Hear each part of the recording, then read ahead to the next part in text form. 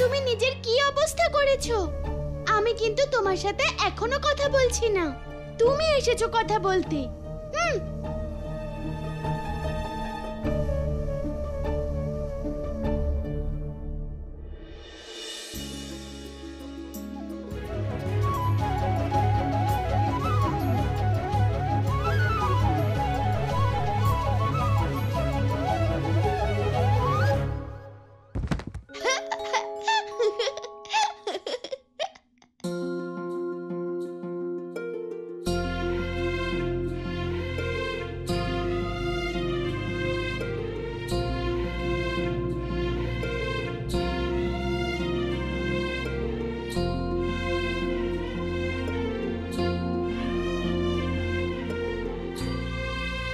গোয়ালা, কি হলো? পড়ে গিয়ে ব্যথা লেগেছে কোথাও? তাহলে কি আমি হাসলাম বলে ব্যথা পেয়েছো? কাল গোকুল ছেড়ে চলে যাচ্ছি। কিন্তু কেন? বাবা মনে করে যদি আমরা গোকুল ছেড়ে চলে যাই তাহলে গোকুলবাসী কংসের হাত থেকে রক্ষা পাবে। কি? না, তুমি আমাকে ছেড়ে যেতে পারো না গোয়ালা। বৃষভানু, তুমি আমাদের সঙ্গে যাওয়ার জেদ করবে না, এখানে থেকেই গোকুল এবং গোকুলবাসীদের সাহায্য করবে। বাবা, একটা কথা বলবো। না কানাই, রাধাকে বিদায় জানাও। রাধা, কেঁদো না, আমি তোমাকে নিয়ে যাব তোমার গোয়ালার কাছে, ওর সাথে দেখা করাতে। রাধা,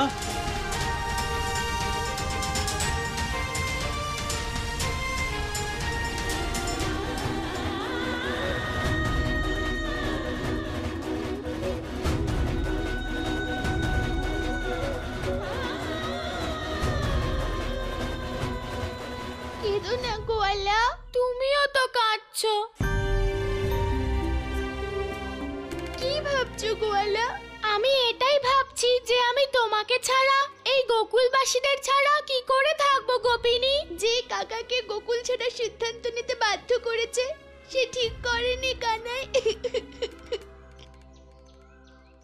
যদি তার এমন করার ছিল তাহলে ওর সবার মনে এই সিদ্ধান্তের বীজ বপন করা উচিত ছিল। যদি এমন করতো তাহলে অন্তত আমরা একে অপরের থেকে আলাদা হতাম না কানাই। এটা তো গোপিনী একদম ঠিক কথা বলেছে। সবার মনের ইচ্ছা যদি এক রকম হয় তবে আমরা একসাথে থাকতে পারবো।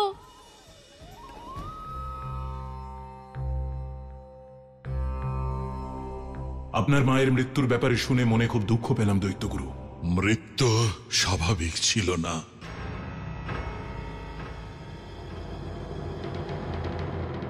সেটা ছিল হত্যা বিষ্ণুর দ্বারা, আমার মায়ের হত্যা। ওই ছলনাকারী আপনার মতো জ্ঞানী মহান দৈত্যগুরুর মাকে কিভাবে হত্যা করতে পারে? কেন করেছিল ওই হত্যা? সেই জন্য তোমাকে আমার জীবনের অতীতের অধ্যায় জানতে হবে কংস। বলুন দৈত্যগুরু। এ ঘটনা তখনকার, আমি তখন অসুরদের গুরু, আর অসুরদের গুরু হওয়ার কারণে আমি ওদের পরাজয় মেনে নিতে পারিনি। নিজের শিষ্যদের পরাজয় থেকে বাঁচানোর জন্য আমি মহাদেবের তপস্যা শুরু করি। কিন্তু তখন কেউ দেবতাদের কাছে সংবাদ দেয় যে আমি গভীর তপস্যায় মগ্ন। ওনারা এই ভেবে আক্রমণ করলেন যে এখন তো আর কেউই নেই যে অসুরদের রক্ষা করতে পারবে। কিন্তু ওনারা কি করে জানবেন যে আমার অনুপস্থিতিতেও এমন একজন উপস্থিত ছিলেন যিনি ওদের দুঃসাহসের মুখের ওপর জবাব দিতে পারতেন?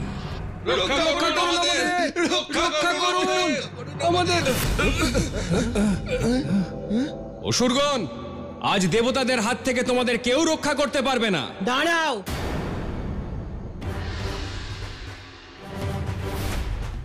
এদের মা আছে এদের রক্ষা করবার জন্যে। দেবী, আমাদের আপনার সাথে কোনো শত্রুতা নেই। এই অসুররা আমাদের শত্রু, ওদেরকে আমাদের হাতে তুলে দিন যাতে অধর্মের বিনাশ করে আমরা ধর্মকে রক্ষা করতে পারি। তুমি যাকে দেবী বলে সম্বোধন করলে উনি একজন মহান জ্ঞানী আর গুণী শুক্রাচার্যের মা আর এই অসুরদের গুরুমা। তাই আমি আদেশ দিচ্ছি এখান থেকে তোমরা ফিরে যাও। এই অসুরদের বিনাশ না করে আমরা এখান থেকে ফিরবো না। স্বেচ্ছায় ওদের আমাদের হাতে সমর্পণ করুন, না হলে আমার পুত্র ফিরে আসার আগে কেউ যদি এই আশ্রমে প্রবেশ করার দুঃসাহস দেখাও, তাহলে মনে রেখো সেই মুহূর্তে তাকে আমি আমার তপবলের শক্তি দিয়ে ভস্ম করে দেব। আমার মা ছিলেন এইরকম সাহসী আর বীরাঙ্গনা। উনি একাই দেবতাদের অহংকার চূর্ণ করে দিয়েছিলেন, কিন্তু ওই কপট দেবতারা আমার তপস্যা কালেই বিষ্ণুর কাছে পৌঁছে যান।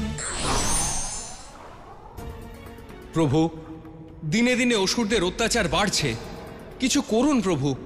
অন্যথায় শুক্রাচার্যের তপস্যা সম্পূর্ণ হওয়ার পর এই অসুররা আরো বলশালী হয়ে উঠবে আর দেবতার আরো ভয়ানক সংকটের মুখে গিয়ে পড়বে প্রভু। সেই জন্য শুক্রাচার্যের সঞ্জীবনী বিদ্যা প্রাপ্তির পূর্বেই আমাদের যে কোনো উপায়ে আশ্রমে প্রবেশের ব্যবস্থা করে দিন প্রভু।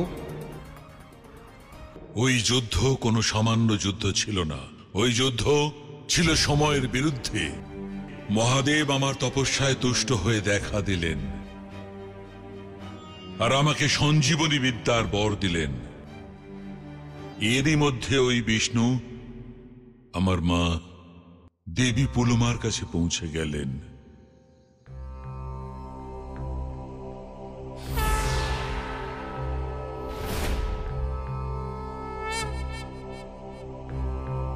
এখানে আসার প্রয়োজন দয়া করতে এসেছো নাকি যুদ্ধের আহ্বান? অনুরোধ। কি কারণে? আপনি অসুর আর দেবতাদের মধ্যে থেকে সরে যান। কেন? অসুর অধর্মের পথে চালিত, কর্মের বিধান অনুসারে দণ্ডের অধিকারী। বিষ্ণু, তুমি যদি দেবতাদের প্রতিনিধি হও তাহলে এ কথা ভুলো না, আমিও একজন মা, আর একজন মা তার পুত্রকে কথা দিয়েছে তার শিষ্যকে রক্ষা করার জন্যে। তাহলে আমাকে আটকানোর জন্য আমার বিরুদ্ধে আপনাকে অস্ত্র ধরতে হবে। আপনি নারী, অস্ত্রহীন। আরম্ভ আপনি করুন, অস্ত্র তুলুন। নিজের প্রতিশ্রুতি রাখার জন্য অবশ্যই হাতে তুলে নেব অস্ত্র।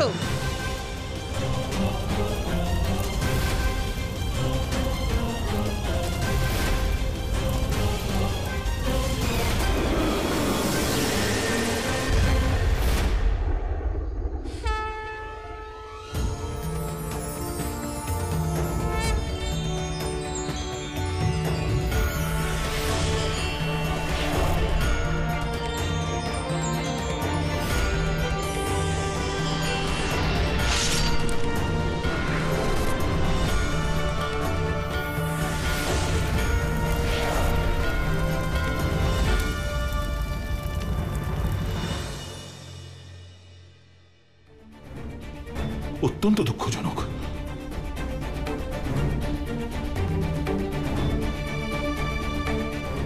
আমার মায়ের মৃত্যুর জন্য দুঃখ তো ছিলই, তার থেকে অধিক দুঃখের বিষয় আমার মায়ের দেহ সংস্কার। সঞ্জীবনী বিদ্যার প্রভু হওয়া সত্ত্বেও আমি ওনাকে বাঁচাতে পারিনি। আমি ওখানে পৌঁছানোর পূর্বেই ওনার পার্থিব শরীর পঞ্চতত্ত্বে বিলীন হয়ে গিয়েছিল। বিষ্ণু, আমার মায়ের চিতার শপথ, একদিন যদি আমি তোর চিতা না জ্বালিয়েছি তবে আমি দেবী পুলমার পুত্র নই।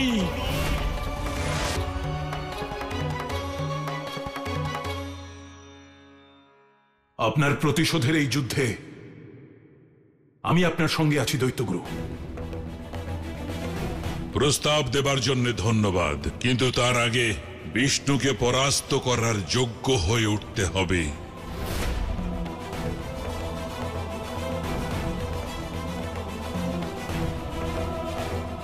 দৈত্যগুরু শুনুন, দাঁড়ান। দৈত্যগুরু, আমি আপনার মতো জ্ঞানী তো নই, কিন্তু পৃথিবীর ভগবান হওয়ার সুবাদে এটুকু জানি যে এভাবে পালিয়ে দুঃখের হাত থেকে মুক্তি পাওয়া যায় না। দুঃখের হাত থেকে মুক্তি পাওয়ার একটাই পথ, দুঃখের আগুন যে জ্বালিয়েছে তাকে চিরতরে শেষ করে দেওয়া।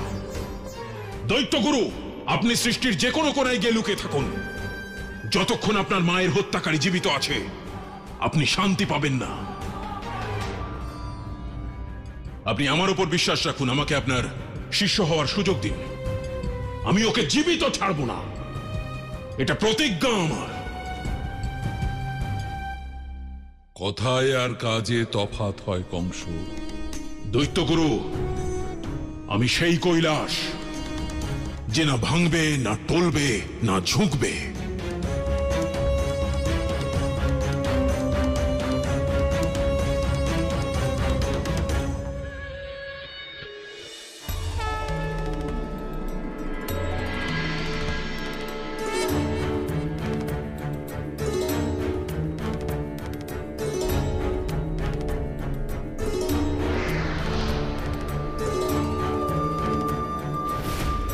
আমি গোকুলবাসীদের ছেড়ে কোথাও যাব না।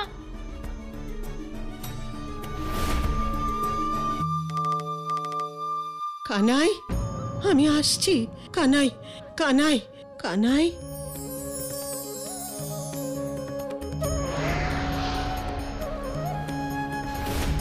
আমি গোকুলবাসীদের ছেড়ে কোথাও যাব না।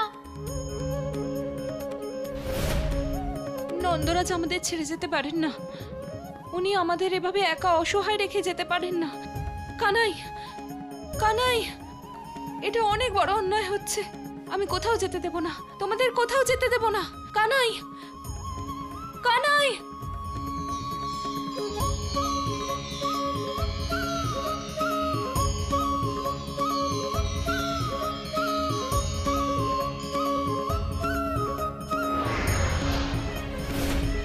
আমি গোকুলবাসীদের ছেড়ে কোথাও যাব না। কানাই, নন্দরাজ গোকুল ছেড়ে আপনি যেতে পারেন না। আপনি যেতে পারেন না নন্দরাজ। কানাই, যেও না কানাই। নন্দরাজ, আপনি গোকুল ছেড়ে যাবেন না। নন্দরাজ, আপনি গোকুল কানাই, ছেড়ে থামো, যাবেন না। যেও না। কোথায় যাচ্ছে কানাই? কোথায় যাচ্ছে কানাই? আমিও স্বপ্নে এটাই দেখেছি। হ্যাঁ, আমিও দেখেছি যে কানাই আমাদের ছেড়ে চলে যাচ্ছে। হ্যাঁ, আমিও দেখেছি। কোনোভাবেই হ্যাঁ, যেতে চলো, দেব না। চলো, চলো, চলো, চলো। যেতে হবে ওদের। এটা কি করে সম্ভব? একই ঘটনা, একই সময়ে সবাই স্বপ্নে দেখলো। গিয়ে দেখতে হবে।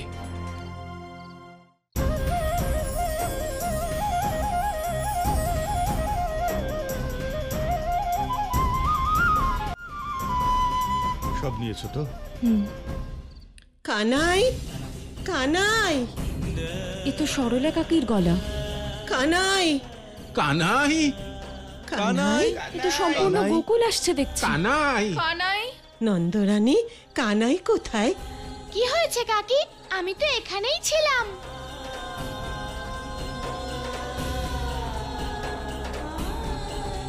কানাই, আমি আজকে খুব খারাপ একটা স্বপ্ন দেখেছি যে তুমি গোকুল ছেড়ে চলে যাচ্ছ। হ্যাঁ হ্যাঁ, আমিও একই স্বপ্ন দেখেছি যে তোমরা সবাই আমাদের ছেড়ে চলে যাচ্ছ, তাই খুব ভয় পেয়ে গেছি। আমিও স্বপ্নে এটাই দেখেছি। আর লোকে বলে ভোরের স্বপ্ন নাকি সত্যি হয়। আমিও দেখেছি। এ কথা কি সত্য নন্দরাজ? আপনারা আমাদের ছেড়ে আমাদের অনাথ করে চলে যাচ্ছেন এখান থেকে? বলুন না নন্দরাজ, সত্যি নাকি? সত্যি কানাই আমাদের সবাইকে ছেড়ে চলে যাচ্ছে? চুপ করে আছেন কেন নন্দরাজ? উত্তর দিন, আপনারা কি সত্যি চলে যাচ্ছেন? হ্যাঁ, এ কথা সত্য।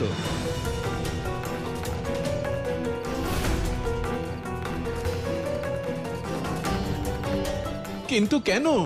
আমরা কি ভুল করেছি নন্দরাজ? তোমরা কোনো ভুল করবে এ কথা আমি স্বপ্নেও ভাবতে পারি না। তাহলে কেন যাচ্ছেন? আপনাদের মঙ্গলের জন্য, গোকুলবাসীগণ যাতে শান্তিতে বাঁচতে পারে সেই জন্য। ক্ষমা করুন নন্দরাজ, আপনার এই সিদ্ধান্ত সঠিক নয়।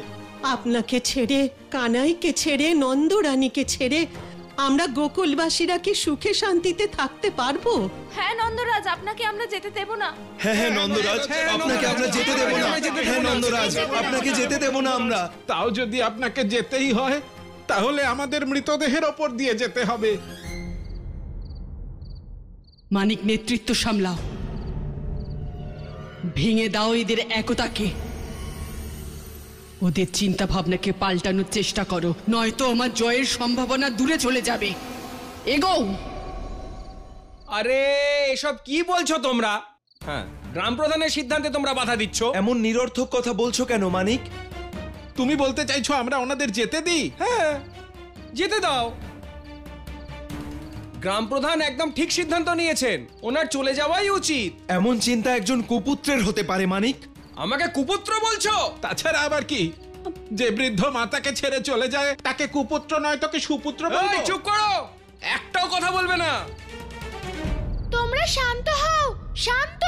রাগ করো না তোমরা, আমার ছেলে জানে না কানাই আর ওর পরিবারের উপকারের কথা। ও তো এখানে ছিল না, আমি ওকে সব বলে দেব।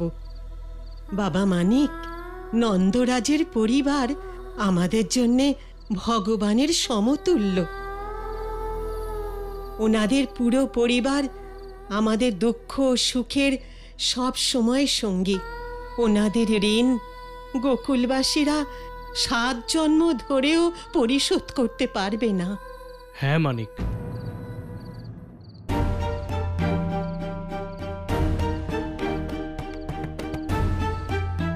যেভাবে বৃক্ষের জীবন জল হয়, ঠিক সেইভাবেই নন্দ আর কানাই জীবনের স্রোত।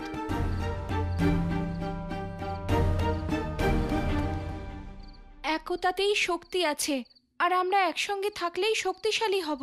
একদম, সেই জন্য আমরা যেখানে থাকবো সবাই একসাথে থাকবো। না না না না না না, এ সম্পূর্ণ বোকার মতো সিদ্ধান্ত। তুমি চুপ করো, উনি যেটা বলছেন সেটাই সঠিক।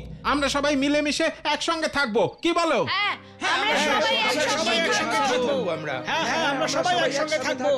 আমরা সবাই একসাথে থাকবো।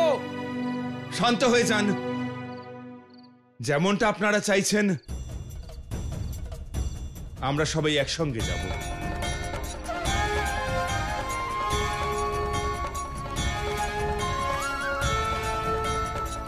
বলো সবাই বলো, বলো সবাই বলো, বলো সবাই বলো, বলো সবাই বলো। তোমার মুখমণ্ডলে আমি আত্মবিশ্বাসের চিহ্ন দেখছি। আমি তোমার গুরু হতে রাজি আছি। আপনাকে অনেক অনেক ধন্যবাদ দৈত্যগুরু, কিন্তু আমার একটা শর্ত আছে। আমি আপনার সমস্ত শর্ত মেনে নিতে প্রস্তুত। তোমাকে আমার গুরু দক্ষিণা দিতে হবে। ভগবান আমি, ভগবান কংস, সবকিছু দেওয়ার সামর্থ্য আছে আমার। সম্পদ, ধন, বৈভব, ঐশ্বর্য, যা ইচ্ছে চেয়ে নিন। এর মধ্যে আমি কিছুই চাই না। তাহলে কি দেব আমি আপনাকে গুরু দক্ষিণায়? তোমার মস্তক আজ পর্যন্ত কারো কাছে নত হয়নি কংস। আমি তোমার ছিন্ন মস্তক চাই।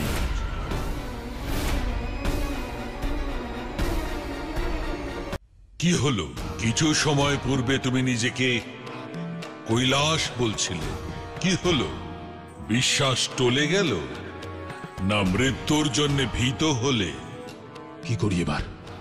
মনে রেখো, এই সমগ্র সৃষ্টিতে কেবল আমি একমাত্র এমন ঋষি যিনি সঞ্জীবনী বিদ্যার বর লাভ করেছেন। মৃতকে আমি জীবন দান করতে পারি। এটা শুক্রাচার্যের কোনো ছলনা নয় তো? উনি যদি আমাকে জীবিত না করেন তখন আমার প্রতিশোধের কি হবে? তুমি অন্তর্দ্বন্দ্বে আছো কংস, আর যে ব্যক্তি অন্তর্দ্বন্দ্বে থাকে সে কোনোদিন কাউকে সাহায্য করতে পারে না। ক্ষমা করবেন দৈত্যগুরু, ভগবান কংস কখনো পিছু হটতে শেখেনি। আমি প্রস্তুত নিজের মস্তক উৎসর্গ করতে।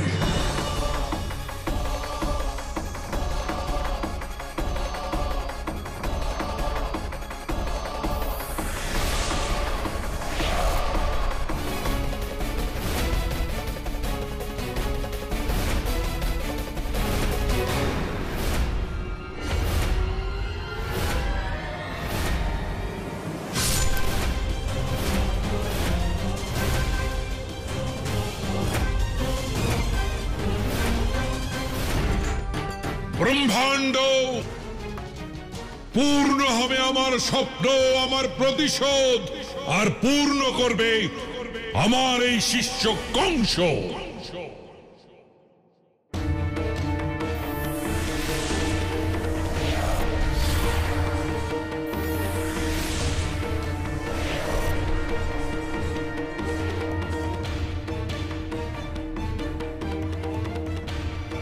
বিজয়ী হও কংস।